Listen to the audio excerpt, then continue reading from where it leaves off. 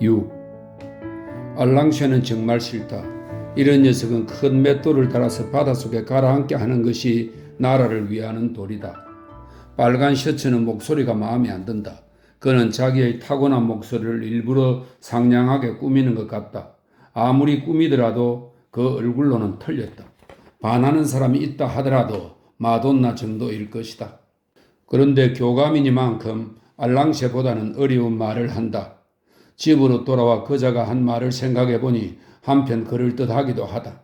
확실한 말을 하지는 않아서 사실을 종잡을 수는 없지만 아무래도 고슴도치가 좋지 않은 자니까 조심하라는 말이 모양이다. 그렇다면 그렇다고 확실하게 단언을 하는 게 좋다. 사내답지 못하다. 그렇게 나쁜 교사라면 빨리 면직을 시키면 좋지 않은가? 교감은 문학사면서도 너무나 기백이 부족하다. 뒷공론에 버젓이 이름을 밝히지 못하는 사람이니까 졸장부임에 틀림없다. 졸장부는 친절한 법이니까 저 빨간 셔츠도 여자처럼 친절한 것일 게다. 친절은 친절, 목소리는 목소리니까 목소리가 마음에 들지 않는다고 해서 친절을 안 받아들여서야 사리에 맞지 않는다. 그런데 세상은 이상하게 되어먹었다. 비위에 맞지 않는 녀석이 친절하고 마음에 맞는 친구가 악한이라니 사람을 희롱하는 셈이다. 그야 시골이니까 만사가 서울과는 반대일지도 모르겠다. 참 어수선한 곳이다. 이러다가는 불이 얼어붙고 돌이 두부가 될는지도 모른다. 그러나 저 고슴도치가 학생을 선동하다니 장난을 할 것 같지도 않은데 제일 인망이 있는 선생이니 하려고 하면 웬만한 일은 할 수 있는지 모르지만 그렇게 번거롭게 뒤에서 그러지 말고 직접 나를 붙들고 싸움을 걸면 일은 간단히 끝나는 게 아닌가? 내가 방해가 된다면 사실은 이러이러하게 방해가 되니까 사직해 달라고 하면 좋지 않은가? 매사는 서로 상의하여 풀어가는 것이다. 상의를 해서 그 편이 사리에 맞다면 나는 내일이라도 사직을 해줄 용의가 있다. 여기서만 쌀이 나는 게 아닐 게다. 삼수갑산 어디를 가든 굶어 죽진 않을 것이다. 고슴도치도 어지간히 사리를 모르는 녀석이다. 이곳에 왔을 때 제일 먼저 빙수를 사준 사람이 고슴도치다. 그렇게 표리부동한 녀석에게 빙수를 얻어먹었다는 것은 내 체면이 깎이는 일이다. 나는 한 그릇밖에 안 먹었으니까 일전오리를 빚진 것이다. 일전오리건 사기꾼에게 신세를 져서는 죽을 때까지 마음이 개운하지 않다. 내일 학교에 가면 일전오리를 되돌려주자. 나는 기호에게서 사면을 빌린 적이 있다. 그 사면을 3년이 지난 오늘까지도 아직 못 갚아주었다. 갚을 수 없는 게 아니라 갚지 않은 것이다. 기호는 이제는 돌려주겠지 하고 혹시라도 내 주머니를 살피지는 않는다. 나 역시 이제는 갚아야겠다고 다른 사람에게 하듯 구태의 의리를 내세우려고 하지 않을 작정이다. 내가 이런 근심을 하면 할수록 기호의 마음을 의심하는 게 되므로 기호의 아름다운 마음씨에 해를 끼치는 결과가 될 것 같다. 돈을 안 갚는 것은 기호를 짓밟으려는 것이 아니라 기호를 내 가족으로 생각하기 때문이다. 기호와 고슴도치는 원래 비교할 인물이 아니지만 설사 빙수 한 잔, 썬 차 한 잔이라도 남에게서 얻어먹고 잠자코 있는 것은 상대를 버젓한 한 인간으로 대접하고 그 인간의 후의를 그대로 받아들이는 것이다. 받은 만큼의 후의를 그만큼 나누어 내고 보면 이 일은 끝나는 것을 마음속으로 고맙다고 은혜를 입고 있는 것은 돈으로 살 수 있는 답례가 아니다. 아무리 관직도 명예도 없는 일개 초로인 생이지만 그래도 한 사람의 독립된 인간이다. 독립된 인간이 머리를 숙이는 것은 100만 엔보다도 존귀한 인사라고 생각할 수 있다. 고슴도치는 고맙다고 여기고 있어야 한다. 그런데 뒤에서 비열한 행동을 하다니 괘씸한 놈이다.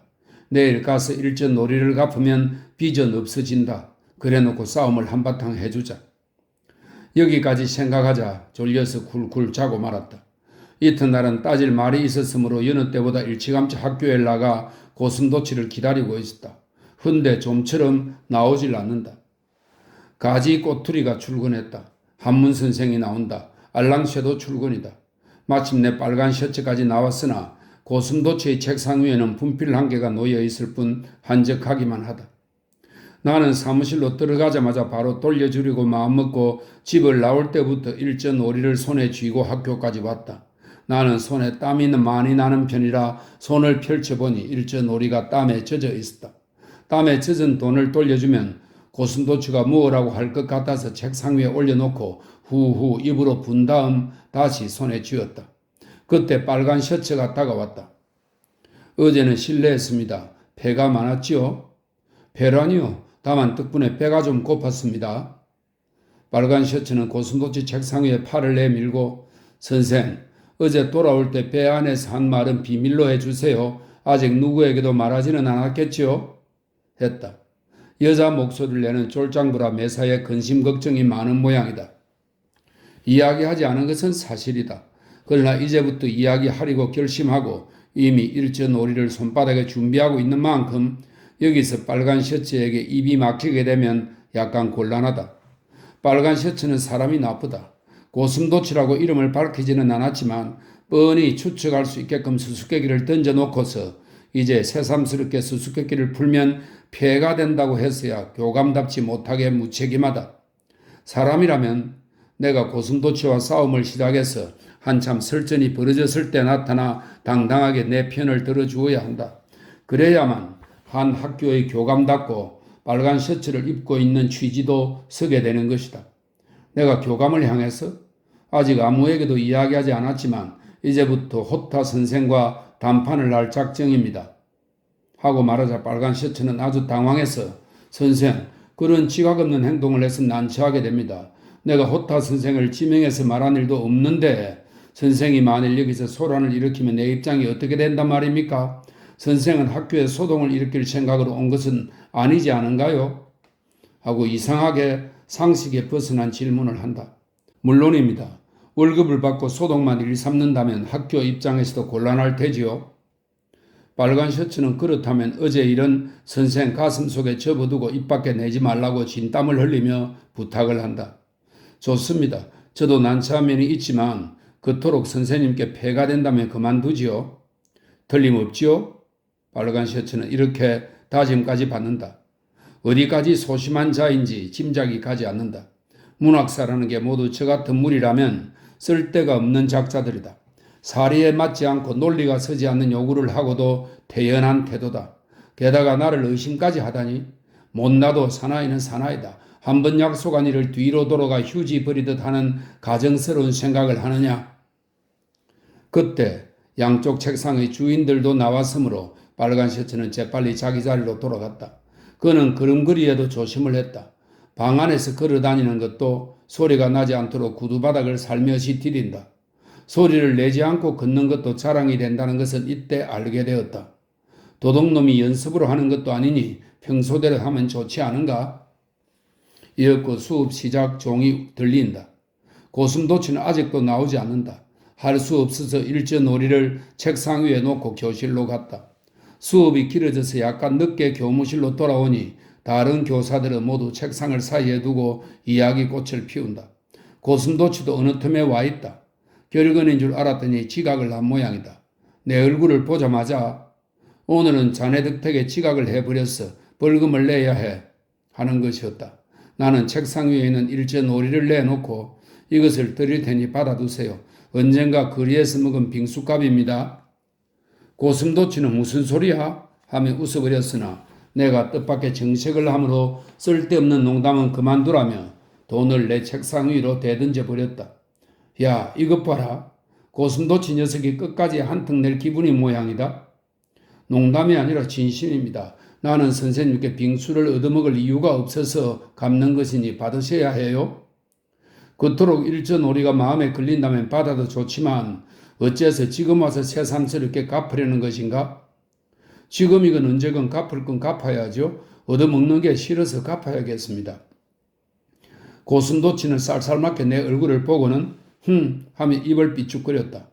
빨간 셔츠의 부탁이 없었다면 여기서 고슴도치의 비열함을 통박하고 한바탕 싸움을 했겠지만 입 밖에 내지 않겠다고 약속했기 때문에 참을 수밖에 없다. 사람이 이토록 얼굴이 빨개졌는데 이란 무슨 때 먹지 않은 인사냐? 빙수값은 받을 테니 하숙은 나가주게. 일전오리를 받았으면 그것으로 그만이지. 하숙을 나가고 안 나가는 것은 내 자유 아닙니까? 근데 그게 아니거든. 어제 그 주인이 와서 자네를 내보내달라고 해서 그 까닭을 물었더니 주인의 말이 옳구먼 한 번 더 확실히 알아보려고 오늘 아침 거길 들러 자세한 이야기를 듣고 온 거야. 나는 고슴도치가 하는 말이 무슨 뜻인지 알 수가 없었다. 주인이 선생님한테 무슨 이야기를 했는지 제가 알 게 뭡니까? 그렇게 제멋대로 정한들 무슨 소용이 있나요? 이유가 있으면 이유를 이야기하는 것이 순서입니다. 무턱대고 주인의 말이 옳다니 신뢰가 아닌가요? 그래, 그렇다면 말해주지. 자네는 버릇이 나빠서 그 하숙에선 둘 수 없다는 거야. 아무리 하숙집 아주머니 일망정 하녀와는 다르네. 발을 내놓고 씻으라고 하다니 너무나 무례하지 않은가? 내가 언제 하숙집 안주인에게 발을 씻어달라고 했단 말입니까? 시켰는지 어쨌는지는 모르지만 어쨌든 그쪽에선 자네 때문에 골치를 앓고 있어. 하숙비 10엔, 15엔은 그림 한 폭만 팔아도 곧 보충이 된다고 하더군. 강교한 소리를 하는 사람이군요. 그렇다면 왜 하숙생을 둔단 말입니까? 어째서 두었는지 나는 몰라. 두기는 두었지만 싫으니까 나가라는 거겠지. 빨리 나가주기나 하란 말이야. 그야 물론이지요. 있어달라고 싹싹 빌어도 있지 않겠어요. 대체 그런 놈의 집을 소개해준 선생부터 떼먹질 못했군요. 내가 떼먹질 못했든지 자네 행실이 단정치 못했든지 어느 한쪽일 테지. 고슴도치는 나 못지않게 괄괄한 성미라 지지 않겠다고 큰 소리를 냈다. 사무실에 있던 선생들은 무슨 일이 생겼나 하고 모두 나와 고슴도치를 보며 턱을 길게 빼고 멍하니들 있다. 나는 별로 부끄러운 짓을 한 기억이 없었으므로 일어서면서 방안을 한번 쓱 훑어보았다. 모두가 놀라고 있는 가운데 알랑쉐만이 재미있다는 듯 웃고 있다. 커다란 눈으로 너도 싸움을 할 작정이냐는 듯 알랑쉐의 메마른 얼굴을 쏘아보자 알랑쉐는 벼랑간 정색을 하며 진지한 태도를 취했다. 약간 무서웠던 모양이다. 그러고 있는데 종소리가 들려왔다. 고슴도치도 나도 싸움을 그만두고 교실로 갔다. 오후에는 전날 밤 내내 무리한 행동을 한 기숙생의 처벌 문제에 대해서 회의를 열었다. 회의라는 것은 난생 처음이었으므로 도무지 어떻게 하는 것인지 모르지만 직원이 일어나 제 생각을 말하고 그것을 교장이 적당히 무마하는 것이겠지. 무마한다는 것은 옳고 그름을 가늠할 수 없을 때 하는 말이다. 이번 경우와 같이 누구든지 잘못이라고 볼 수밖에 없는 사건에 대해 회의를 하는 것은 시간의 낭비밖에 안 된다. 누가 어떻게 해석을 하더라도 이견이 나올 수는 없다. 이렇게 명백한 것은 즉석에서 교장이 처분해버리면 좋을 텐데 참으로 결단성이 없는 사람이다. 교장이란 자가 이래서야 무엇에 써먹겠는가? 우물쭈물이란 별명이나 붙이기에 알맞을 따름이다. 회의실은 교장실 옆에 있는 좁고 긴 방으로서 보통 때는 식당으로 쓰고 있다. 검정 가죽으로 싼 글상이 20개쯤 길다란 테이블 주위에 놓여 있어 마치 간다의 서양 요리집 같았다. 그 테이블 한쪽에 교장이 앉았고 교장 옆으로 빨간 셔츠가 버티고 있다. 다음에는 마음대로 자리를 잡는 것 같은데 체육 선생만은 언제나 말쓰게 않는 겸손을 보인다. 나는 절차를 잘 모르기 때문에 과학 선생과 한문 선생 사이에 끼어 앉았다. 맞은편을 보니 고슴도치와 알랑새가 나란히 앉아있다. 알랑새의 얼굴은 아무리 보아도 졸작이었다. 싸움을 하더라도 고슴도치 쪽이 훨씬 흥취가 있겠다. 아버지 장례식 때 고비나타의 양원사 넓은 방에 걸려있던 족자 그림이 이 얼굴과 흡사했다. 스님께 물어보니 이다텐이라는 괴물이라고 하셨다. 오늘은 성이 났으므로 누나를 대굴대굴 굴리며 가끔 내 쪽을 본다. 그런 수작에 기가 죽었어야 되겠느냐고 나 역시 지지 않으려 했다. 나도 눈을 둥그렇게 해가지고 고슴도치를 노려보았다. 내 눈은 과히 잘생기지는 못했지만 크기로는 어느 누구에게도 지지 않는다. 도련님은 눈이 크므로 배우가 되면 꼭 알맞으리라고 기요가 가끔 말할 정도였다. 이제 대체로 모였느냐고 교장이 말하자 서기인 가와무라가 하나 둘 사람 수를 채워본다. 한 사람 모자란다. 한 사람이 부족한 모양인데 그럴 수밖에 없는 일이다. 가지 꼬투리 선생이 오지 않았다. 나와 가지 꼬투리 선생과는 어떤 숙명적인 인연인지는 모르지만 이 사람의 얼굴을 본 뒤부터는 아무래도 잊혀지지를 않는다. 교무실로 오면 곧 가지 꼬투리 선생이 눈에 띈다. 복도를 걷고 있을 때도 가지 꼬투리 선생의 모습이 떠오른다. 온천을 가면 가지꼬투리 선생이 가끔 창백한 얼굴을 하고 탕 속에 잠겨 있었다. 인사를 하면 네 하고 머리를 숙이니까 미안해진다. 학교에 나와서도 가지꼬투리 선생처럼 점잖은 사람이 없다. 별로 웃는 일도 없지만 필요 없는 말을 하는 일도 없다. 나는 군자라는 말을 책에서만 보았는데 그저 책에만 있을 뿐이지 실제로 있는 것은 아니라고 생각하고 있었다. 그런데 가지꼬투리 선생을 만나고 난 후로는 역시 거짓말이 아니라고 감동할 정도였다. 이만치 관심이 깊은 사람이므로 회의실에 들어오자 곧 가지꼬투리 선생이 없는 것을 알 수가 있었다. 사실대로 말하면 이 사람의 옆자리에 앉으려고 혼자서 다짐을 하고 올 정도였다. 교장은 곧 오시겠지요 하고 자기 앞에 있는 자주색 보자기를 풀어서 곤야쿠판은 일종의 인쇄판입니다. 곤야쿠판으로 박은 인쇄물을 읽고 있다. 빨간 셔츠는 호박 파이프를 비단 손수건으로 닦기 시작했다. 이 사람은 이것이 취미이다. 빨간 셔츠에게 알맞은 취미인지는 모른다. 다른 선생들은 옆의 동료들과 무엇인가 소근대고 있다. 손이 심심한 사람들은 연필 끝에 달려있는 고무로 테이블 위에 무엇인가를 자꾸 쓰고 있다. 알랑셰는 때때로 고슴도치에게 이야기를 걸고 있지만 그는 일체 응하지 않는다. 그저 이라든가 아아라고 할 뿐. 때때로 흠상궂은 눈초리로 나를 노려본다. 나도 지지 않고 마주 쏘아본다. 그때 기다리고 있던 가지꼬투리 선생이 죄송한 듯 들어와서는 볼 일이 있어서 조금 늦었다고 공손히 인사를 했다. 그러면 회의를 열겠습니다 하고 너구리는 먼저 서기 가와무라군에게 콘야쿠판 인쇄물을 돌리게 했다. 그것을 보니 첫째가 처벌의 건, 다음이 학생 단속의 건, 기타 두세 가지 조항이었다. 너구리는 전과 다름없이 태도를 꾸미면서 교육자의 표본인 양 다음과 같은 뜻의 말을 늘어놓았다. 학교 직원과 학생의 과실이 있는 것은 모두가 나의 부득한 소치입니다. 무슨 사건이 있을 때 다 내가 이렇게 부족해가지고서 어찌 교장 직분을 다하겠는가. 남몰래 참여하는 마음을 금치 못합니다. 불행히도 이번에 또 그와 같은 소동이 일어난 데 대해 여러분께 깊이 사과하지 않으면 안 되겠습니다. 그러나 한번 일어난 이상 어떻게든 선처를 하지 않으면 안 되는 것입니다. 경위는 이미 알고 계시므로 해결 방법에 대해서 사심없는 의견을 말씀해 주십시오.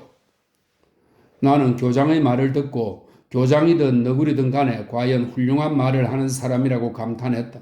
이렇게 교장이 무엇이고 책임을 져서 자기의 허물이요 부득한 탓이라고 뉘우친다면 학생을 처분하는 것은 그만두고 자기가 먼저 면직을 하면 좋을 것이다. 그렇게 하면 이런 귀찮은 회의 같은 것도 열 필요가 없을 것이다. 상식적으로 생각해도 알 수가 없다. 나는 점잖게 숙직을 했다. 그런데 학생이 난폭한 행동을 했다. 나쁜 것은 교장도 아니고 나도 아닌 학생들임에 틀림이 없지 않은가? 만일 고슴도치가 선동을 했다면 학생과 고슴도치를 처벌하면 될 것이다. 다른 사람이 궁둥이를 맞았는데 내 궁둥이다 하고 떠드는 녀석이 어느 나라에 있느냐 말이다. 너구리가 아니면 할 수 없는 수작이다. 그는 이런 사리에 맞지 않는 말을 하고는 덕이 만면하게 일동을 돌아다 본다. 근데 아무도 입을 여는 사람이 없다. 과학선생은 일반 교실 지붕 위에 까마귀가 앉아있는 것을 바라보고 있다. 한문선생은 곤야쿠판 인쇄물을 접었다 펴었다 하고 있다. 고슴도치는 아직도 내 얼굴을 흘겨보고 있다. 회의라는 것이 이따위로 우스운 것이라면 결석을 하고 낮잠이라도 자는 것이 좋을 것이다. 속이 답답해서 제일 먼저 한바탕 의견을 토해버리고 반쯤 엉덩이를 들고 일어서려는데 빨간 셔츠가 무엇인가 말을 꺼냈으므로 그만두기로 했다. 보니까 파이프를 치우고 무늬가 있는 비단 손수건으로 얼굴을 닦으면서 무엇인가 말을 하고 있다. 저 수건은 아마도 마돈나에게서 받은 것일 게다. 남자는 하얀 삼배로 만든 손수건을 쓰는 게 좋다. 저도 기숙생의 소동을 듣고 교감으로서 제 덕이 학생들에게 미치지 못했음을 깊이 부끄럽게 여기는 바입니다. 그러나 이런 사건은 무엇인가 문제가 있어야 일어나는 것인데 사건 그 자체를 보면 학생만이 나쁜 것 같지만 그 진상을 파고 들어가면 책임은 오히려 학교 측에 있을지도 모릅니다. 그러므로 겉으로 보이는 것만으로 엄중한 제재를 가하는 것은 도리어 장래를 위해 좋지 않을 것 같기도 합니다. 무엇보다도 학생들이 혈기가 넘쳐 선과 악을 생각지 않고 반은 무의식적으로 이런 장난을 할 수도 있는 것입니다. 그리고 이에 대한 처벌은 교장 선생님의 생각에 맡길 일이므로 제가 외람된 말씀을 드리지는 않겠습니다만 제발 그 점을 참작하셔서 될 수 있는 한 관대하게 처리해 주시기를 바랍니다. 과연 너구리가 너구리라면 빨간 셔츠도 빨간 셔츠다. 학생이 날뛰는 것은 학생이 나쁜 게 아니라 선생이 나쁜 것이라고 주장하고 있다. 미친놈이 사람의 머리를 때리는 것은 맞는 사람이 나쁘기 때문이라는 것이다. 정말 기막힐 논리다. 기운이 넘쳐 견딜 수가 없으면 운동장으로 나가 씨름이라도 할 것이지. 남의 이불 속에 메뚜기를 집어넣는 데서야 견딜 수가 있느냐 말이다. 이렇게 하다가는 자는 놈이 목을 올가매 죽이고도 반무의식적으로 했으니 용서해 주자고 하게 될 것인가?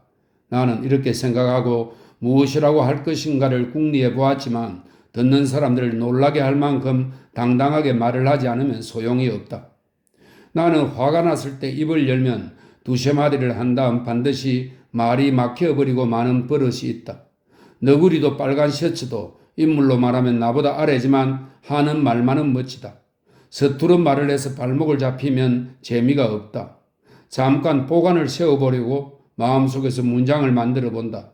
그런데 앞에 있던 알랑쇠가 벼랑간 일어났다. 알랑쇠 따위가 의견을 말하겠다니 건방지다. 알랑쇠는 여느 때와 같은 목소리로 실은 이번 메뚜기 사건과 고암 사건은 우리들 지각 있는 교사로 하여금 우리 학교 장래에 대해 적잖이 의구심을 품게 하는 중요한 사건입니다. 차제에 우리 교사들이 스스로 반성해서 전교생의 기강을 바로 잡아야 할 기회라고 봅니다. 그래서 지금 교장 선생님과 교감 선생님이 말씀하신 의견은 사리에 꼭 맞는 지당한 말씀이므로 저는 전적으로 찬성합니다. 될 수 있는 한 관대한 처분을 내려주시기 바랍니다. 하였다. 알랑쇠가 하는 말은 뜻이 없다. 한자어를 나열했을 뿐 뜻을 알 수가 없다. 결국은 전적으로 찬성한다는 뜻이다. 나는 알랑쇠가 말하는 뜻은 알 수 없으나 어쩐지 화가 치밀어서 보관이 서기도 전에 불쑥 일어서고 말았다. 저는 전적으로 반대합니다. 하곤 그 뒤가 갑자기 나오지 않는다. 그런 이치에 닿지 않는 처분은 매우 부당합니다. 하고 뒤를 잇자 직원 전원이 웃음보를 터뜨렸다. 도대체 학생이 아주 나쁩니다. 어쨌든 사죄를 하게 하지 않으면 버릇이 됩니다. 퇴학을 시켜도 좋습니다. 그런 신뢰천만의 짓을 하다니 새로운 교사라고 깔보고서 하고는 자리에 앉았다. 그러자 오른편에 있던 과학 선생이 학생이 나쁘기야 나쁘지만 너무 엄한 벌을 내리면 도리어 반감을 사서 결과가 좋지 않습니다. 역시 교감 선생이 말씀하신 대로 관대한 편에 찬성합니다. 하고 약한 소리를 했다. 한문 선생도 온건론의 찬성이라고 했다. 역사 선생도 교감과 같은 의견이라 했다. 에이 경칠놈들, 대개가 빨간 셔츠 일당이다. 이런 무리가 모여서 학교를 운영하고 있으니 무사태평일 게다. 나는 학생에게서 사죄를 받든가 사직을 하든가 양당 간의 하나를 택하려고 하고 있었으므로 만약 빨간 셔츠의 의견이 통과하게 되면 즉시 집으로 돌아가 짐을 꾸릴 결심을 했다. 어차피 이런 작자들을 말로 굴복시킬 수와는 없고 굴복을 시킨다 하더라도 언제까지나 교재를 계속해 나가는 것은 단연코 싫다. 학교를 그만둔다면 어떻게 되든 알 바가 아니다. 또 무엇라고 하면 웃을 터이니 무엇라고 찌끄릴 필요도 없다고 딴청만 하고 있었다. 그런데 지금까지 잠자코 듣고 있던 고슴도치가 분연히 일어났다. 녀석도 빨간 셔츠 의견에 찬성한다고 주둥이를 놀리겠지? 어차피 너하고는 싸움이다. 마음대로 해보아라. 하고는 보고 있으려니까 고슴도치는 유리창이 쩌렁쩌렁 울리는 소리로 나는 교감 선생님과 기타 여러분의 의견에는 전적으로 반대입니다. 그 까닭은 이 사건은 어떤 면에서 보든지 50명의 기숙생이 새로운 교사 모씨를 경멸하고 그를 희롱하려고 했던 것이라고 밖에 할 수 없기 때문입니다. 교감 선생님은 그 원인을 교사의 인격에서 구하려고 하는 것 같으나 실례지만 그것은 큰 실언이라고 생각됩니다. 모씨는 부임 후 첫 숙직을 하게 된 것으로서 아직 학생들과 알게 된 지 2, 3일밖에 안 될 때입니다. 이 짧은 2, 3일 동안에 학생들은 모씨의 학문이나 인격을 평가할 수 있는 여지가 없는 것입니다. 지당한 이유가 있어서 경매를 받았다면 학생의 행위를 참작해 줄 이유도 있겠습니다만 하등의 원인도 없이 신임 선생을 조롱하는 따위의 경박한 학생들을 관대하게 처분해서는 학교의 위신도 서지 않으리라고 생각합니다. 교육의 정신은 단지 학문을 가르치는 것뿐만이 아니라 고상하고 정직한 무사적인 기풍을 고취시킴과 동시에 야비하고 경박하고 폭력적인 나쁜 버릇을 없애는 데 있다고 봅니다. 만일 방담이 두렵다, 소동이 확대된다 하는 따위의 고지식한 태도를 취하는 날에는 이런 나쁜 풍습은 언제 시정이 될지 모를 일입니다. 그와 같은 나쁜 풍습을 근절시키기 위해서 우리들은 이 학교에 적을 두고 있는 것이고 이것을 못 본 채 하려면 처음부터 교사가 되지 않는 편이 좋으리라고 믿습니다. 나는 이러한 이유로 기숙생 일동을 엄불에 처하는 동시에 당의 교사 앞에 나와서 공식적으로 사죄의 뜻을 표하도록 하는 것이 지당한 조치인 줄 압니다. 이렇게 말하고는 털썩하고 자리에 앉았다. 일동은 잠자코 아무 말이 없다. 빨간 셔츠는 또 파이프를 닦기 시작했다. 나는 어쩐지 속이 시원했다. 내가 말하려고 생각한 것을 내 대신 고슴도치가 모조리 말해준 셈이다. 나는 이렇게 단순한 위인이라 지금까지의 싸움은 몽땅 잊어버리고 대단히 고맙다는 얼굴로 자리에 앉은 고슴도치를 보았다. 고슴도치는 모른 체하고 있었다. 한참 있다가 고슴도치는 다시 일어섰다. 아까 말씀드린 제 의견 발표에 잠깐 빠뜨린 것이 있기에 다시 말씀을 올립니다. 그날 밤 모 씨는 숙직 중 외출을 해서 온천을 갔던 모양인데 그것은 아주 부당한 일이라고 봅니다. 적어도 자기가 한 학교에 숙직을 맡고 있으면서 온천을 가서 목욕을 한다는 것은 커다란 실책입니다. 학생은 학생대로 처벌이 있어야 하고 이 점에 대해서는 교장 선생님께서 특히 당사자에게 엄중하게 주의를 환기할 필요가 있습니다. 묘한 녀석이다. 칭찬을 하나 했더니 뒤이어 곧 사람의 실수를 폭로하고 있다. 나는 아무 생각 없이 예전에 숙직하던 선생도 나가서 돌아다녔다는 핑계로 온천까지 가고 말았지만 과연 그 말을 들어보니 이것은 내가 나빴다. 공격을 받아도 할 수 없다. 그래서 나는 또 일어나 저는 사실 숙직 중에 온천을 갔었습니다. 그건 정말 나빴습니다. 사과합니다. 하고 자리에 앉으니까 일동이 또 웃었다. 내가 무슨 말만 하면 웃는다. 되먹지 않은 놈들이다. 너희들은 이같이 자기의 잘못을 인정하고 잘못했다고 단언할 수가 있느냐? 할 수 없으니까 웃는 것일 게다. 그리고 나서 교장은 이렇게 말했다. 이제 다른 의견은 없는 것 같으니 잘 생각해서 처분하지요. 말이 난 김에 그 결과를 말하자면 기숙생은 일주일 동안 외출 금지를 당하고 내 앞에 나와서 사죄를 했다.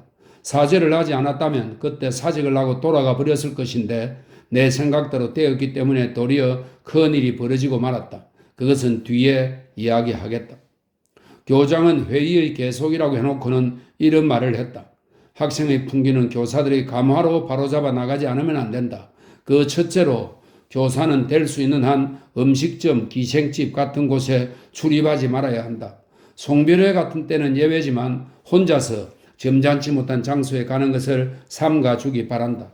예를 들면 국수집이라든가 경단집이라든가 하고 말하자 또 일동은 웃었다. 알랑쇠가 고슴도치를 보고 튀김이라고 말하고 눈짓을 했지만 고슴도치는 그것을 받아들이지 않았다. 참 고소하였다.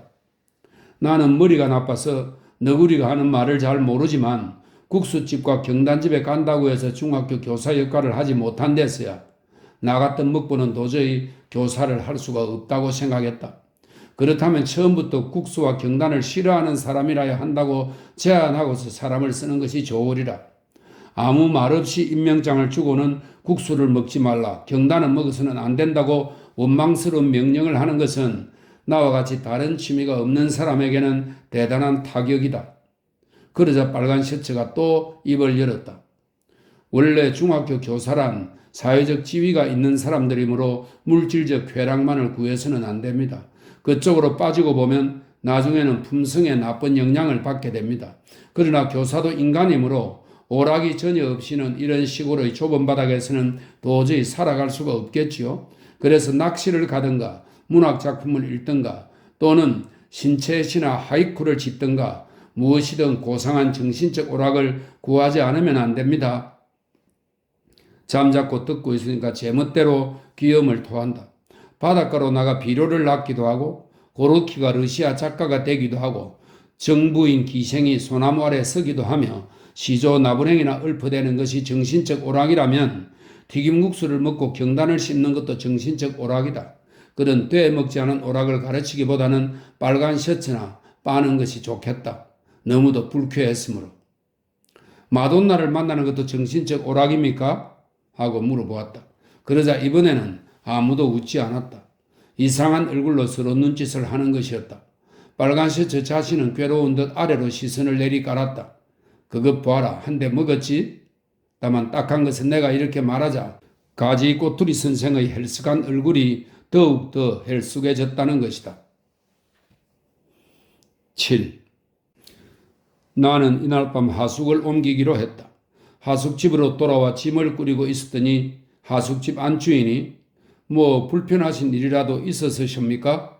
마음에 들지 않은 일이 있으시면 말씀해 주세요. 고치겠습니다. 하고 말했다. 놀랄 수밖에 없다. 세상에는 어째서 이렇게 요령부득인 인간들만 모여 있을까? 나가 달라는 말인지 있어 달라는 말인지 알 수가 없다. 마치 미친 사람 같다. 이런 자를 상대해서 싸워봤자 서울역의 위신만 깎일 뿐이므로 짐꾼을 데리고 그대로 나와버렸다. 나오기는 했지만 어디로 가야 할지 막막하다. 짐꾼이 어디로 갈까요? 하기에 잠자코 따라만 오라. 곧 알게 될 테니까 하고 터벅터벅 걸었다. 귀찮기도 해서 야마시로야로 가볼까도 생각했지만 또 나오지 않으면 안 될 테니 번거롭다. 이렇게 걷고 있는 동안에 하숙이나 민박 같은 간판이 붙은 집을 보게 될 것이다. 그러면 그곳을 하늘이 주신 나의 숙소로 하자. 터벅터벅 조용하고 살기 좋을 듯한 곳을 걷고 있는 중에 어느 대장간 거리로 나오고 말았다. 이곳은 사족들의 거주 지역이니 하숙집 같은 것은 없다. 보다 번화한 곳으로 돌아서려고 하다가 문득 좋은 생각이 났다. 내가 존경하는 가지꼬투리 선생이 이 거리에 살고 있다. 가지꼬투리 선생은 이곳 사람으로서 선조 대대로 내려오는 저택을 가지고 살고 있으니 이곳 사정에는 화날 것이다. 그 사람을 찾아서 물어보면 그럴듯한 하숙을 찾아줄지도 모른다. 다행히 한번 인사차 왔던 일이 있었으므로 찾아다니는 수고는 없었다. 이곳이거니 여겨지는 곳에서 여보세요 여보세요 하고 두 번을 부르자 안에서 50살쯤 된 늙은이가 옛날의 지촉, 일종의 등불입니다. 옛날식 지촉을 들고 나왔다. 젊은 여자를 싫어하지도 않지만 늙은 노파를 보니 친근하게 느껴졌다. 이 사람은 아무래도 가지꼬투리 선생의 어머니일 것이다. 인품이 좋아 보이는 부인인데 가지꼬투리 선생과 비슷했다. 들어오라고 하는 것을 잠깐 주인을 만났으면 한다고 현관까지 불러내서 사실은 이러이러한데 당신이 어디든 그럴듯한 곳을 모르겠느냐고 물어보았다. 가지꼬투리 선생은 그 참 딱하십니다 하고 한참 동안 생각하더니 이 뒷거리에 하기노라는 노부부가 살고 있는 집이 있습니다. 방을 비워두는 것도 아까운 일이니 얌전한 사람이 있으면 빌려줄 수 있도록 주선해달라고 부탁한 일이 있었습니다. 지금도 빌려줄 수 있는지 모르지만 어쨌든 함께 가서 물어봅시다 하며 친절하게 데리고 가주었다. 나는 그날 밤부터 하기노 집의 하숙생이 되었다. 놀란 것은 내가 하숙을 옮기자 이튿날부터 알랑새가 태연한 얼굴로 내가 있던 방을 점령하고 만 일이다. 나같이 아둔한 인간이라도 그것에는 기가 질렸다. 세상에는 사기꾼이 우글우글하며 서로 속고 속이며 살고 있는 모양이다. 짜증이 난다. 세상이 이렇다면 나도 지지 않고 세상에 대항해 갈 수밖에 없다. 남의 똥을 처먹지 않고서는 하루 세끼 끼니를 못 이어간다면 그렇게 살아가는 것도 한번 생각해 볼 문제다. 그렇다고 해서 싱싱한 젊은 몸으로 목을 메고 죽어서는 선조에게 죄송할 뿐 아니라 체면이 안 설 게다. 생각하면 물리학부에 들어가서 수학 같은 쓸모없는 재주를 배우는 것보다 600엔을 자본금으로 우유장수나 시작했으면 좋았을 것이다. 그렇게 하면 기호도 내 곁을 떠나지 않아도 되고 나도 멀리서 노파의 일을 근심하지 않고 살 수 있었을 것을. 함께 있을 때는 그렇지 않았지만 이렇게 시골로 와서 보니 기호는 역시 착한 노파다. 그토록 성품이 좋은 여인은 일본 천지를 찾아다녀도 별로 없을 것이다. 기호는 내가 떠날 때 약간 감기에 걸려 있었는데 지금쯤은 어떻게 하고 있는지 모르겠다.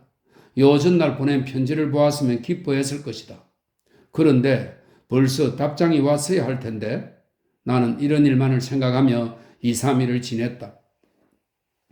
기어의 답장이 없는 것이 마음에 걸려 하숙집 노파에게 도쿄에서 편지가 오지 않았느냐고 때때로 물어보았으나 그때마다 아무것도 오지 않았다고 미안한 얼굴을 한다. 이곳 부부는 이전 하숙집 부부와는 달라서 근본이 사족인 만큼 두 사람 모두 점잖았다. 할아버지가 밤이 되면 이상한 소시로 우타일은 이야기를 하듯이 길게 가락을 빼사는 일본 노래입니다. 할아버지가 밤이 되면 이상한 놀이로 우타이를 흥얼거리는 것은 질책이지만 이카기인같이 차를 끓일까요? 하고 쓸데없이 나타나지 않으니까 다행이었다. 할머니는 때때로 방으로 들어와 여러 가지 이야기를 한다. 어째서 부인을 모시고 와서 함께 지내지 않느냐고 묻는다. 아내가 있는 것 같이 보입니까? 이래봬도 아직 24살입니다. 하고 말하면 24시면 부인이 계신 것이 당연하다고 서두를 꺼내고서는 어느 곳 아무개는 20살의 아내를 맞이했다는 둥, 어느 곳 누구는 22살의 애를 둘씩이나 가졌다는 둥, 실례를 반다섯점 들면서 반박을 한다. 그렇다면 나도 24시니 장계를 들랑께요. 중신해 주지 않겠으라우? 하고 시골 사투리를 흉내내며 부탁해보면 이 할머니는 정직한 얼굴로 되묻는다. 정말인게라우? 정말이라니요? 색시를 얻고 싶어 죽겠습니다. 그런 것인게라 젊은 사람은 누구나 그런 것이어라우? 이런 인사에는 대답할 말이 없었다. 그러나 선상님은 벌써 색시가 있을 것이어라우? 벌써 점 찍고 있는 것이지라우? 네, 눈치가 밝으시군요. 어쩌면 그처럼 잘 아시는지요? 어떻게 아느냐니 도쿄에서 편지가 없더냐고 매일같이 초조하게 기다리는 건 누구인게라우? 정말 놀랐습니다. 할머니는 눈치도 빠르십니다. 맞았으라우? 그런 것이었구만. 그렇습니다. 맞았는지도 모릅니다. 그러나 요즘 여자들은 옛날과 달라서 방심할 수가 없으라우. 조심하시지 않으면 안 된단께요. 뭐라고요? 아내가 도쿄에 새 서방이라도 만들었을까 봐요? 아니어라우. 선상님 부인은 착실한 것이어라우. 그렇다면 안심이지만은 그럼 무엇을 조심하란 말씀입니까? 선상님 부인은 착실하겠지라우. 선상님 색시는 얌전하겠지만서도 어디 그런 얌전치 못한 색시가 있는가요? 이곳에도 있으라우. 선상님 저 도야마의 따님을 아시지라우? 아니요 모릅니다. 아직 모르신게라우? 여기서는 첫지가는 미인이라우. 너무 곱기 땜시 학교 선상님들은 모두가 마돈나 하고 부르지라우. 아직 못 들으셨구만. 네, 마돈나 말씀입니까? 저는 기생의 이름인 줄 알았죠? 아니어라우 선상님. 마돈나라는 말은 코쟁이 말로 미인이란 말이 아닌게라우? 그럴지도 모르지요. 이건 참 놀랍습니다. 모르긴 몰라도 미술 선상님이 지으신 이름일게라우? 요시가와가 지었다고요? 야, 요시가와 선생이 지었지라? 그 마돈나가 부정하단 말씀입니까? 그 마돈나가 부정한 마돈나가 돼서 탈이어라우. 그 정말 탈인데요. 별명이 붙어있는 여자는 옛날부터 문제가 많으니까 그럴지도 모르죠. 마돈나도 그런 여자랍니까? 그 마돈나는 선상님, 선상님을 우리 집에 소개해 주신 고가 선상님한테로 시집가기로 언약이 되어 있었지라우? 네, 이상한 일이로군요. 그 가지 꼬투리 선생이 그런 여복이 있는 남자인 줄은 몰랐소이다. 사람이란 끝으로 봐서는 모를 일이로군요. 정말 몰랐답니다. 근데 지난해 그분 아버지가 돌아가시기 전까지는 돈도 있었고 은행 주식도 듬뿍 있었고 해서 만사가 다 술술 잘 되었단께요. 근데 아버지가 돌아가시고부터는 어쩐 셈인지 갑작스러 살기가 어렵게 되었으라우. 말하자면 고가 선상이 너무 인심이 좋기 때문에 속아 넘어간 게라우. 이럭저럭 해서 혼인이 늦게 되자 저 교감 선상이 나타나서 꼭 아내로 맞이하겠다고 졸라댔단께요. 저 빨간 셔츠가 말이죠. 지독한 녀석인데 어쩌면 그 셔츠는 보통 셔츠가 아닐 줄 알았습니다. 그래서요. 승원을 받은 도야마 씨도 고가 선생 댁의 간청도 있고 함께 곧 대답을 못했으라우. 글쎄 생각해봐야 썩었다. 뭐 그렇게 대답했겠지라우. 그런께로 교감 선생은 주근주근 도야마 씨 댁을 드나들면시로 기어코 아가씨를 잡아놨겠지라우. 교감 선생님도 교감 선상님이지만 그 아가씨도 아가씨라고 모두들 좋지 않게 흠구를 한단께요. 한번 고가시댁에 시집가기로 허락해 놓고 이제 새로 학사님이 나타나님께로 그쪽에 마음이 쏠리다니. 그래서는 먼저님께 죄송스러워 어떡하겠으라우? 죄송하고 말고요. 오늘의 님에게만 아니라 내일의 님, 모레의 님에게 한량없이 죄스럽게 될는지 모르지요. 아무튼 고가 선상에게 너무 미안한 일이여라고. 친구되는 호따 씨가 교감 선생님에게 충고를 했더라니 교감 선생님이 난 약속 있는 아가씨를 가로챌 생각은 없다. 파혼이 되면 몰라도 지금으로서는 도야마 시댁과 다만 교제를 하고 있을 뿐이니 고가군에게 미안할 게 없지 않느냐고 하더라니. 호따 씨는 하는 수 없이 그대로 돌아왔다는 얘기지라우.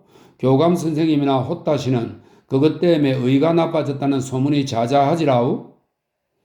자세한 이야기를 잘 아시는군요. 어떻게 그토록 속속들이 아십니까? 놀랐습니다. 고장이 좁으님께로 뭐든지 다 알게 되지라우. 너무도 알아서 곤란이 이만저만이 아니다. 이렇다면 나의 튀김국수와 경단 사건도 저 노파가 이미 알고 있을지 모른다. 귀찮은 곳이다. 그러나 덕분에 마돈나의 뜻도 알았고 고슴도치와 빨간 셔츠가 어르렁대는 까닭도 알았으며 그 밖에도 여러 가지 소문을 많이 알게 되었다. 다만 곤란한 것은 어느 편이 나쁜가 판단을 할 수가 없다는 것이다. 나같이 단순한 자에게는 옳다거나 그르다거나 가름을 하지 않으면 어느 편을 들어주어야 할지 알 수가 없다. 고슴도치와 빨간 셔츠는 어느 쪽이 좋은 사람입니까? 빨간 셔츠와 고슴도치가 무엇이라우? 고슴도치는 호타시를 말하는 것입니다. 그야 강직하기는 호타시가 강직하지만서도 그러나 교감 선상님은 학사님이 아닌 게라우. 일을 할 줄 아는 분이라고 하지라우. 그리고 상냥하기도 교감 선생님이 상냥하지라우. 학생의 평판은 호타시가 좋다고들 하고 그러니까 결국 어느 누가 좋다는 말입니까? 그야 월급이 많은 분이 훌륭할 게 아니겠으라우. 이렇다면 물어보나 마나 하니 그만두기로 했다. 그리고 한 3일이 지난 후 학교에서 돌아오니까 할머니가 벙글벙글 웃으며 헤헤헤 오랫동안 기다렸으라우. 인자서야 왔단께요? 하고 한 통의 편지를 가지고 와서 천천히 보라고 하면 나가버렸다. 받아보니 기요한테서 온 편지였다. 우표가 2-3장 붙어있기에 잘 살펴보니 야마시로야에서 아카기인에게 보냈고 거기서 다시 하기노로 온 것이다. 야마시로야에서는 일주일 동안 묵혀두었었다. 여관이라고 해서 편지까지 재울 작정이었던 모양이다. 펼쳐보니 그야말로 만리장서였다. 도련님의 편지를 받고는 즉시 회답을 쓰려고 했지만 공교롭게도 감기에 걸려 누워있었기 때문에 이렇게 늦게 되어 미안하다. 이제는 처녀 때처럼 읽고 쓰는 것이 제대로 되지 않으므로 이같이 서툰 글씨로 쓰는데도 상당히 힘이 들었다. 생질 조카에게 대피를 부탁할까도 생각했지만 모처럼 드리는 편지를 자기가 쓰지 않으면 도련님에게 미안해서 억지로 처음 글씨를 써놓고 그리고 나서 깨끗하게 옮겨 적었다. 옮겨 적는 데는 이틀이 걸렸지만 처음 글을 쓰는 데는 나흘이 걸렸다. 읽기가 거북할지는 모르지만 그래도 정성을 들여 쓴 것이니까 제발 끝까지 읽어달라. 뭐 이런 서두로 시작해서 넉자는 1m 20cm입니다. 넉자는 될 만큼 이러쿵저러쿵 늘어놓았다.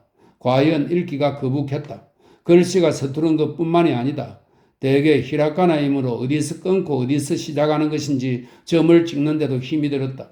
나는 성미가 급함으로 이렇게 길고 알 수 없는 편지라면 ON을 지어주면서 읽어달라고 부탁을 해도 거절을 할 테지만 이번만은 착실하게 처음부터 끝까지 읽어 내려갔다. 다 읽은 것은 사실이지만 읽는 것에 진이 빠져 의미가 잘 연결되지 않았기 때문에 또 한 번 처음부터 읽어야 했다.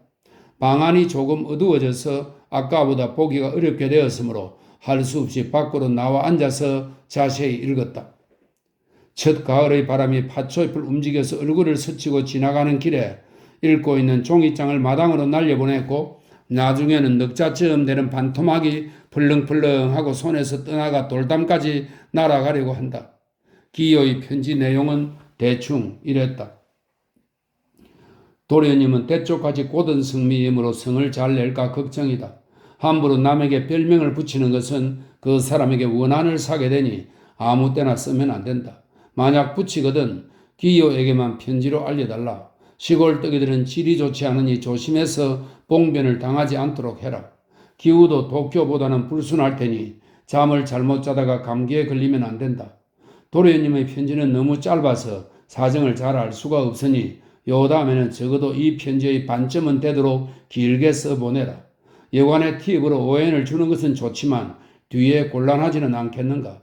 시골에 가서 의지할 수 있는 것은 돈뿐이다. 될 수 있는 대로 절약해서 만일의 경우에 어려움이 없도록 하지 않으면 안 된다. 용돈이 없어 곤란하지 않을까 해서 우편환으로 10엔을 보낸다.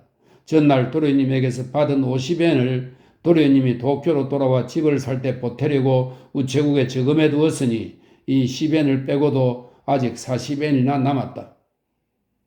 과연 여자란 세심하기도 하다. 내가 마루에서 기어이 편지를 펼쳐놓고 생각에 잠겨 있을 때 방문을 열고 하기노 할머니가 저녁밥을 가지고 왔다. 아직도 읽고 있는 게라우? 무시로 긴 편지로구만요. 네, 소중한 편지이기에 바람에 날리면서도 보고 또 보고 있습니다. 나 자신도 영문 모를 소리를 하고 상 앞에 앉았다. 오늘 밤도 토란을 찐 것뿐이었다. 이 집은 이카긴보다 친절하고 품위도 있었지만 불행히도 음식 맛이 너무 없다. 어제도 토란, 그제도 토란, 오늘도 토란이다.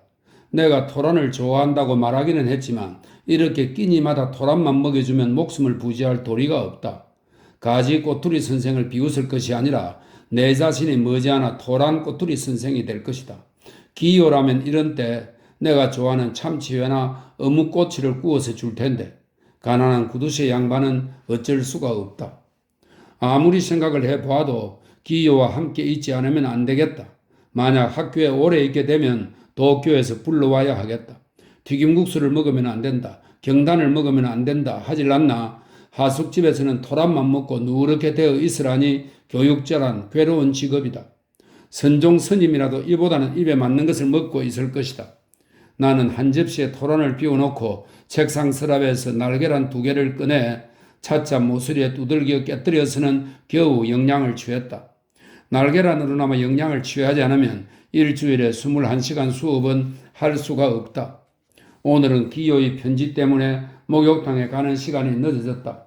그러나 매일같이 하던 것을 하루라도 걸으면 마음에 좋지가 않다. 기차라도 타고 가려고 예의 붉은 수건을 들고 정거장까지 왔는데 2, 3분 전에 이미 발차했으므로 약간 기다리게 되었다. 글상에 걸터앉아 담배를 피우고 있는데 우연히 가지꼬투리 선생이 왔다. 나는 전날 이야기를 들었으므로 가지꼬투리 선생이 더욱 안쓰러운 생각이 들었다. 항상 하늘 땅 사이에 얹혀 사는 사람처럼 몸을 오므리고 있는 것이 여느 때도 가엾게 보였지만 오늘 밤은 가엾게 여겨질 정도가 아니라 처근하기까지 했다. 할 수만 있다면 월급을 곱절로 올리고 도야마의 아가씨와 내일 당장 결혼시켜 한 달쯤 도쿄에라도 놀러가게 해주고 싶은 마음이 간절했던 차라. 온천을 가십니까? 자, 이리 앉으십시오. 하고 활기 있게 자리를 내주었다. 가지꼬투리 선생은 죄송스럽다는 자세로 아니 괜찮습니다 하고 사양인지 조심인지 여전히 서 있다. 한참 기다려야 할 겁니다. 피곤할 테니 앉으십시오 하고 또 권해보았다. 사실 어떻게든지 옆에 앉아 주었으면 싶은 마음이 간절했다. 그렇다면 실례하겠습니다 하고 겨우 내 옆에 와서 앉았다.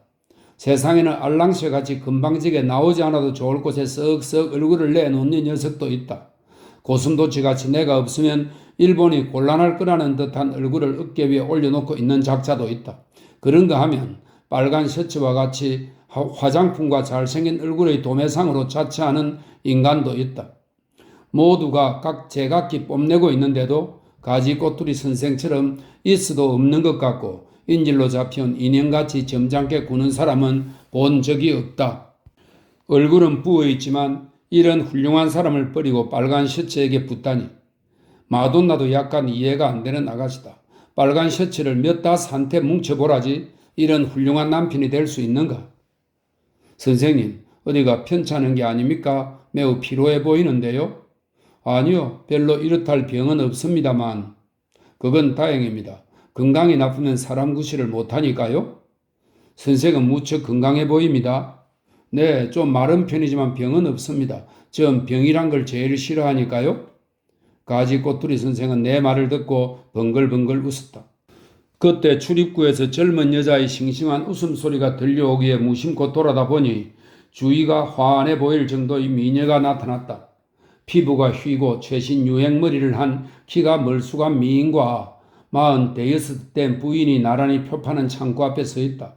나는 미인이 어떻게 생겼는지 묘사할 재주는 없으므로 아무 말도 못하겠으나 정말 미인이면 틀림없다. 어쩐지 수정화를 향수에 담갔다가 손바닥에 놓고 보는 듯한 느낌이 들었다. 나이 많은 쪽이 키가 작고 얼굴이 서로 닮았으니 모녀가 아닐 것이다. 나는 야 예쁘다 하고 감탄하면서 가지 꼬투리 선생의 일은 전혀 잊어버리고 젊은 여자만을 바라다 보고 있었다. 가지 꼬투리 선생이 돌연히 내 옆에서 일어나 천천히 그 여자 쪽으로 걸어가는데 약간 놀랐다. 마돈나가 아닌가 하고 생각했다. 세 사람은 표 파는 곳에서 가볍게 인사를 하고 있다. 거리가 멀어서 뭐라고 하는지는 모르겠다. 정거장의 시계를 보니 5분 후면 발차다. 빨리 기차가 와주었으면 좋겠다. 이야기할 상대가 없어졌으니 기다리는 게 지루하다고 여기고 있는 차에 또 한 사람 허겁지겁 정거장 안으로 뛰어드는 이가 있었다. 빨간 셔츠였다. 어쩐지 하늘하늘해 보이는 옷에 허리띠를 허술하게 동여매고 늘 하듯이 금줄을 늘어뜨리고 있다. 저 금줄은 가짜다. 빨간 셔츠는 아무도 모르는 줄 알고 자랑삼아 내 보이지만 나는 잘 알고 있다. 빨간 셔츠는 뛰어와서 무엇인가 허둥대더니 표 파는 곳 앞에서 이야기를 하고 있는 세 사람에게 은근히 인사를 하고 무엇인가 두세 마디 말을 나눈다. 그러더니 갑자기 이쪽을 향해 언제나와 같이 고양이 걸음으로 걸어와서는 아, 선생도 온천에 가시나요? 나는 차를 놓칠세라 걱정을 하면서 급히 왔는데 아직도 3, 4분 남았군요. 저 시계가 확실한지 모르겠네. 하고 자기의 금딱지 시계를 꺼내보며 2분쯤 틀리다고 말하면서 내 옆에 앉는다. 여자 쪽으로는 일체 눈을 보내지 않고 단장 위에 턱을 받친 채 정면만 바라보고 있다. 나이 많은 부인은 가끔 빨간 셔츠를 보았지만 젊은 여인은 옆을 볼 뿐이었다. 마돈나임에 틀림없다. 이었고 띠 하는 기적 소리가 나며 차가 들어왔다. 기다리고 있던 사람들은 천천히 제각기 차에 오른다. 빨간 셔츠는 제일 먼저 1등석으로 뛰어올랐다. 1등석에 탔다고 해서 뻑일 것은 없다. 스미다까지 1등석이 오전이고 2등석이 3전이니까 겨우 2전 차이로 상하에 구별이 된다. 이렇게 말하는 나 역시 1등석을 타겠다고 쉼표를 쥐고 있는 것을 보아도 알 수 있다. 어쨌든 시골 사람들은 인색하니까 단 2전 차이도 잘못 생각할 점이 있는지 대개는 2등석에 탄다. 빨간 셔츠 다음에 마돈나와 그녀의 어머니가 1등석으로 들어갔다. 가지 꼬투리 선생은 판에 박은 듯이 2등석에만 타는 사람이다. 그는 2등석 입구에 서서 무엇인가 주저주저 하는 모양이더니 내 얼굴을 보고 선뜻 마음을 정한 듯 뛰어오르고 말았다. 나는 어쩐지 딱한 생각이 들어서 가지 꼬투리 선생의 뒤를 따라 곧 같은 칸으로 뛰어올랐다. 1등석 표를 가지고 2등석 칸에 타는 것이니 불법은 아닐 게다. 온천에 도착해서 3층에서 요기를 걸친 채 탕으로 내려가니 또 가지 꼬투리 선생과 만났다. 나는 회의 같은 때 무슨 말을 꺼내려고 하면 말문이 꽉 막혀서 말을 제대로 못하는 사람이지만 평상시에는 제법 떠들어대는 편이므로 탕 속에서 여러 가지로 가지 꼬투리 선생에게 이야기를 걸어보았다. 어쩐지 척은한 마음이 들어서 견딜 수가 없었다. 이런 때 한마디라도 상대방의 마음을 위로해 주는 것이 서울내기의 의무라고 생각한다. 헌데 가지 꼬투리 선생은 좀처럼 이쪽 심정에 잘 응대를 해주지 않는다. 무엇을 말하든지 네 하든가 아니요 할 뿐이었다. 그 네라든가 아니요 하는 대답도 귀찮아하는 것 같아서 나중에는 할 수 없이 이쪽에서 입을 다물어 버렸다. 탕 속에서는 빨간 셔츠와 만나질 않았다. 목욕탕이 여럿 있었으므로 같은 기차를 타고 와서도 반드시 같은 탕에서 만나게 되는 것은 아니다. 그래서 별로 이상하게 생각하지도 않았다. 목욕을 하고 나오니 달이 아주 밝다. 거리의 양편에는 버드나무가 심어져 있어서 그 가지의 둥근 그림자를 길 가운데 던지고 있다. 산책이나 하자. 북쪽으로 올라가 거리의 외진데까지 와보니 왼편에는 큰 문이 있고 문으로 쑥 들어가 막다른 골목에 절이 있고 그 좌우가 기생집이었다. 절 안에 유곽이 있다니 이건 전대미문의 기이한 현상이다. 잠깐 들어가 보고 싶었지만 또 너구리가 회의석상에서 기합을 줄까 무서워서 그저 지나치고 말았다. 그 젊은 옆에 나란히 서 있는 흑색 주рем을 걸고 격자 현관문이 있는 나지막한 단청집이 바로 내가 경단을 먹다가 낭패를 당한 그곳이다. 둥그런 초롱에 찹쌀떡 단팥죽이라고 쓴 것이 늘어져 있고 그 등불이 추녀 가까이에 있는 버드나무 가지를 비추어주고 있다. 먹고 싶은 생각이 간절했지만 억지로 참고 지나가 버렸다. 먹고 싶은 경단조차 못 먹다니 참 한심한 노릇이다. 그러나 자기 약혼녀가 다른 남자에게로 마음을 돌린 것을 참고 있는 것은 더욱더 쓸쓸한 일일 것이다. 가지 꼬투리 선생의 일을 생각하면 경단은 고사하고 사흘쯤 단식을 해도 불평을 할 수는 없는 터이다. 참으로 사람처럼 믿을 수 없는 것은 없다. 얼굴을 보아서는 아무래도 그런 몰인정한 짓을 할 것 같지 않은 훤칠하게 잘생긴 사람이 인정머리가 없고 겨울 호박덩이가 띵띵 부은 것처럼 생긴 고가 선생이 선량한 군자임을 생각하면 매사에 마음이 안 놓인다. 담백하다고 생각했던 고슴도치가 학생을 선동했다고 보았는데 교장에게 학생의 엄벌을 강권한다. 미운 얼굴로 뭉쳐진 듯한 빨간 셔츠가 의외로 친절하게 충고를 해주는 진심이 있는가 했더니 마돈나를 속이기도 한다. 속았다고 생각을 했더니 고가 쪽에서 파혼을 하지 않는 한 결혼은 바라지 않는다고 말한다. 이 각인이 생터집을 잡아서 나를 쫓아냈는가 했더니 바로 알랑쇠를 받아들이고 아무리 생각해도 믿을 수 없는 세상이다. 이런 일을 기호에게 써보내면 엄청나게 놀랄 것이다. 학혼의 저편이니까 도깨비가 우글우글 모여있는 게라고 말할지도 모른다. 나는 원래가 대부만 성품이라 무슨 일이든 걱정근심하지 않고 오늘날까지 지내왔지만 이곳에 온 지 불과 한 달이 될까 말까 한데 갑자기 세상이 무시무시해지기 시작했다. 별로 이렇다 할 큰 사건이 있은 것도 아니지만 벌써 5, 6년 더 나이를 먹은 것 같이 생각된다. 빨리 걷어치우고 도쿄로 돌아가는 게 상책일 것 같다. 이런저런 생각을 하면서 어느덧 돌다리를 건너 노제리가와라는 시내의 빵주게까지 나왔다. 시내라고 하면 크다고 생각하겠지만 실은 한 칸쯤밖에 안 되는 조그만 개울이었다. 둑을 따라 한 5마장쯤 내려가면 아니오이 촌으로 나온다. 이 마을에는 관음보살 부처님이 있다. 온천거리를 돌아다 보니 붉은 등이 달빛 아래 반짝이고 있다. 장고 소리가 들리는 것을 보니 유곽인 모양이다. 개울물은 깊지는 않으나 흐름이 빠르므로 신경질난 물처럼 마구 반짝거린다. 어슬렁어슬렁 두 길을 걸어서 한 2마장쯤 왔는데 저편에서 사람의 그림자가 보이기 시작한다. 달빛에 비춰보니 그림자는 둘이었다. 온천에 왔다가 마을로 돌아가는 젊은이들인지도 모른다. 그렇다면 너무도 조용하다. 노래도 부르지 않는다. 점점 걸어가자 내 걸음이 빠른 모양인지 두 개의 그림자가 차차 커진다. 한 사람은 여자 같다. 내 발소리를 듣고는 10칸, 약 18m쯤으로 거리가 가까워졌을 때 남자가 휙 돌아섰다. 달빛은 뒤를 비추고 있다. 그때 나는 사나이의 모습을 보고 혹시나 하고 생각했다. 남자와 여자는 또 전처럼 걷기 시작했다. 나는 문득 무슨 생각이 나서 급하게 속력을 내어 뒤를 따랐다. 그쪽은 아무 생각 없이 처음과 같이 천천히 걸음을 옮기고 있다. 이제는 이야기하는 소리도 손에 잡힐 듯 들렸다. 두거의 넓이가 6자, 약 1.8m밖에 안 되므로 세 사람 정도가 겨우 나란히 지나갈 수 있다. 나는 거리낌 없이 뒤를 따라가 남자의 소매도 스치지 않고 두 걸음쯤 앞으로 나가서 돌연히 뒤로 돌아 사나이의 얼굴을 쏘아보았다. 달은 짧게 깎은 내 머리에서부터 턱 아래까지를 정면으로 한껏 비치고 있었다.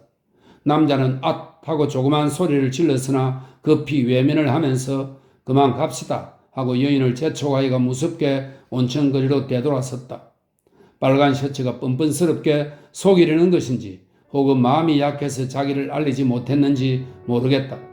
그러나 이 동네가 좁아서 곤란한 것은 나뿐만이 아니었던 모양이다.